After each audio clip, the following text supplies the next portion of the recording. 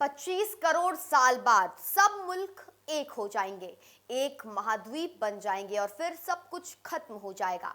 इंसान, जानवर, पेड़ पौधे, सब कुछ।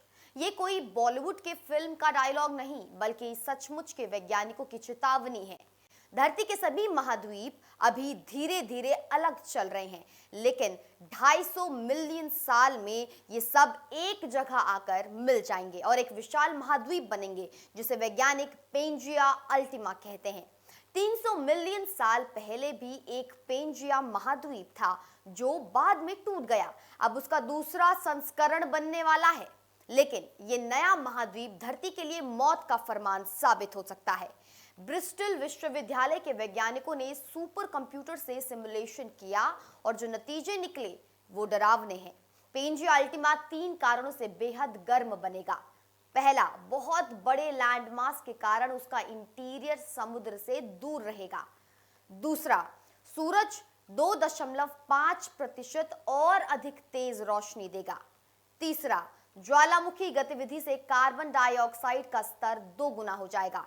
नतीजा ये होगा कि पेंजिया अल्टीमा पर तापमान 40 से 50 डिग्री सेल्सियस के बीच रहेगा, कहीं कहीं तो 70 डिग्री तक पहुंच सकता है। इतनी गर्मी में इंसान और जानवर नहीं जी सकते, क्योंकि वे पसीने से अपने शरीर को ठंडा करते हैं, और अगर हवा इतनी गर्म हो कि पसीना निकले ही ना, तो शरीर ताप नियंत्रण खो देता है। 35 डिग्री तक नमी वाली हवा में भी इंसान मर सकता है। पेंजिया अल्टीमा तो 40 से 70 डिग्री का होगा। सवाल यह है कि इस महाद्वीप पर कितना क्षेत्र रहने योग्य होगा। जवाब, बस 8 से 16%। इसका मतलब यह है कि 84 से 92% धरती मरुस्थल जैसी खतरनाक और निर्जन हो जाएगी। उस थोड़े से रहने योग्य क्षेत्र में ध्रुवीय इलाकों के किनारे शायद कुछ जीव बचे रह सकते हैं, लेकिन भीषण प्रतियोगिता होगी। महाद्वीप का इंटीरियर तो पूरी तरह असहनीय होगा। समुद्र से दूर, पानी नहीं, खाना नहीं, सिर्फ रेगिस्तान और तपती हुई धरती। समुद्री इलाकों पर भी राहत नहीं। महासागर से वाष्प बढ़कर हवा में नमी 80 से 90% तक जा सकती है, जिससे थर्मल ह्यूमिडिटी यानी महसूस होने वाली गर्मी इतनी हत्यारी होगी कि यहाँ भी अधिकांश जीव नहीं बचेंगे। पुरानी पेंजिया के दौरान भी बड़े पैमाने पर विलुप्त की घटनाएं हुई थी।